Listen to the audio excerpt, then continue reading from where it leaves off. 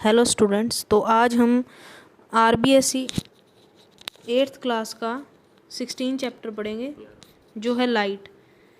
तो इसमें हम क्या, ये 16 चैप्टर है लाइट। बेसिकली लाइट बहुत ज़रूरी है। कोई भी चीज़ को अगर आप देखते हैं तो वो लाइट की हेल्प से देख पाते हैं।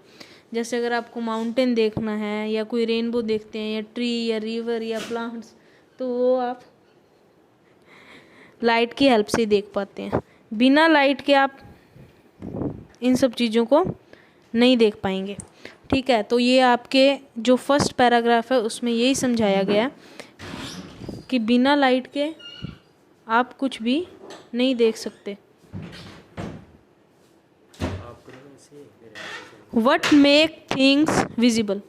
फर्स्ट पैराग्राफ में आपको यही बताया गया है कि अगर जो लाइट है, लाइट की हेल्प से ही आप सी, माउंटेन्स, ट्रीज, प्लांट्स, इन सबको इन सब को आप लाइट की हेल्प से देख सकते हो। व्हाट मेक थिंग्स विजिबल, क्या है जिसकी वजह से आप चीज़ों को देख पा रहे हैं, तो वो लाइट है। अगर आप डार्क रूम में चले जाओ और वहाँ पे थोड़ी सी भी लाइट नहीं होगी तो आपको कुछ भी दिखाई नहीं देगा। तो लाइट बहुत ज़्यादा ज़रूरी है किसी भी ऑब्जेक्ट को देखने के लिए। अगर आप एक डार्क रूम में जाते हैं और वहाँ पे आप एक होल देखते हैं, अगर वहाँ से लाइट आती है तो वहाँ से आप उस रूम में किसी भी ऑब्जेक्ट को देख सकते हैं, क्योंकि वहाँ पे लाइट का क्या हो रहा है, रिफ्लेक्शन। बेसिकली रिफ्लेक्शन क्या होता है, तो आपका नेक्स्ट है भी टॉपिक भी लॉ ऑफ रिफ्लेक्शन क्या है। उसके लिए आपको पहले इंसिडेंट रे और रिफ्लेक्टेड रे, इन दोनों को समझना पड़ेगा। जो इंसिडेंट रे होती है, जो कि आपके यहाँ पे डेफिनेशन भी है, द लाइट रे विच strike any surface is called incident ray. वो रे जो, जैसे कोई सरफेस है उस पर आपने क्या किया, लाइट को फेंका, तो वहाँ से क्या, वो सरफेस पे लाइट टकरा के चली जाएगी। तो वो जब आप मान लो किसी कांच पे अगर आपने लाइट को थ्रो किया तो वहाँ से जो लाइन ड्रॉ होगी वो इंसिडेंट रे होगी, और जो उससे टकरा के चली जाएगी वो कौन सी होगी, रिफ्लेक्टेड रे। रिफ्लेक्शन के बाद जब उस सरफेस से वापस चली जाएगी लाइट तो वो कौन सी, रिफ्लेक्टेड रे होगी। जो कि आप यहाँ पे डेफिनेशन भी देख पा रहे हैं, the ray that come back from the surface after reflection is known as reflected ray. मतलब कि जो वो लाइट आपने थ्रो की और वो वापस चलेगी वो क्या होती है, रिफ्लेक्टेड रे। और इसी फिनोमिना को हम क्या बोलते हैं, रिफ्लेक्शन। कि जो लाइट है वो टकरा के जब चली जाती है तो उसे हम क्या बोलते हैं, रिफ्लेक्शन। नेक्स्ट आप देखिए यहाँ पे नॉर्मल, जो कि ये स्केल से जो बच्चा है यहाँ पे ड्रॉ कर रहा है, आप 16.2 फिगर देख सकते हैं। तो ये नॉर्मल ड्रॉ होती है। जो इंसिडेंट और जो रिफ्लेक्टेड रे है उसके बीच में जो परपेंडिकुलर लाइन ड्रॉ की जाती है, परपेंडिकुलर मतलब 90 डिग्री पे जो भी लाइन ड्रॉ की जाती है वो नॉर्मल होती है। आगे समझ में। इसके बाद हमारा कौन सा आता है, नेक्स्ट वन इज आपको एंगल ऑफ इंसिडेंस और एंगल ऑफ रिफ्लेक्शन, इनके बारे में भी पता होना चाहिए।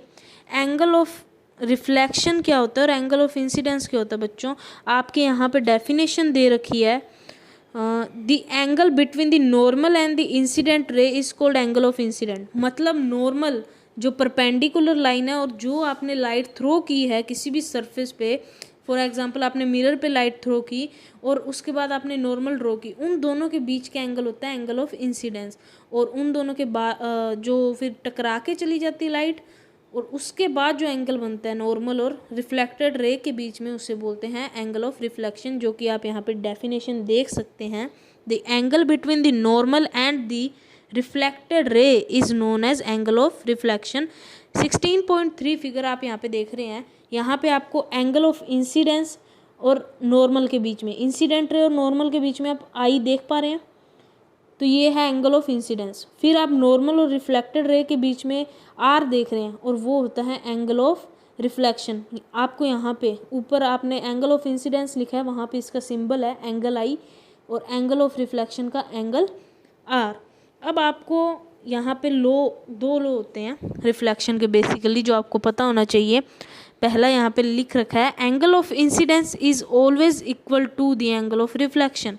मतलब जो आप यहाँ पे आई और आर देख रहे हैं, ये हमेशा क्या होते हैं, इक्वल होते हैं। रिफ्लेक्शन जब भी होगा, आपने किसी भी मिरर पे जब लाइट थ्रो की और उससे रिफ्लेक्ट होकर जब लाइट वहाँ से निकल गई, तो उन दोनों के बीच में एंगल आई और एंगल आर बने। अब वो एंगल आई और एंगल आर इक्वल होंगे तभी वहाँ पे रिफ्लेक्शन हो रहा है। ठीक है बच्चों। और सेकंड लॉ आपका ये दे रखा है, the incident ray, the normal and at the point of incidence and the reflected ray all lie in the same plane. ये इसका सेकंड पॉइंट है। आप यहाँ पे देखिए, जो इंसिडेंट रे है और नॉर्मल रे है और जो रिफ्लेक्टेड रे है, ये सब एक ही पॉइंट पे जाके मिल रहे हैं। आप सरफेस पे देखिए तो आप इंसिडेंट रे, नॉर्मल और रिफ्लेक्टेड रे को एक ही पॉइंट पे मिलते हुए देख पा रहे हैं। तो यही इसके दो लो है। पहला लो क्या था कि एंगल आई एंगल आर के इक्वल होता है, एंड दूसरा पॉइंट क्या है कि जो इंसिडेंट रे है, नॉर्मल और रिफ्लेक्टेड रे है, वो एक ही पॉइंट पे लाई करते हैं। ठीक है बच्चों, अभी इसमें तो इतना ही है। अगर आप चाहते हैं कि एक एक लाइन पढ़ के बताई जाए तो आप वो भी कमेंट बॉक्स पे डाल दीजिए, बिकॉज इसमें जो जो इम्पोर्टेंट टॉपिक हैं वो नेसेसरी हैं। तो जो आपके यहाँ पे इम्पोर्टेंट है, जहाँ से क्वेश्चन बन पा रहे हैं, हम आपको वो बता रहे हैं। ठीक है बच्चों, अगर आपको कोई भी डाउट है तो आप कमेंट बॉक्स पे डालिए। और अक्षज ठकरानी हमारा चैनल है, आप इसको सब्सक्राइब करें एंड बेल आइकन को दबाएं। And thanks for all.